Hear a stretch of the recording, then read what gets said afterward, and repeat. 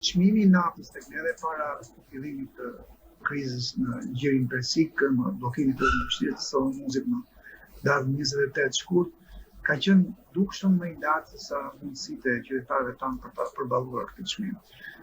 Kjo nuk varej për tyre, varej nga një strukturë ku çmimi i naftës ka më shumë taksa brenda se sa kostot e sjelljes së naftës së përpunuar deri tek ne.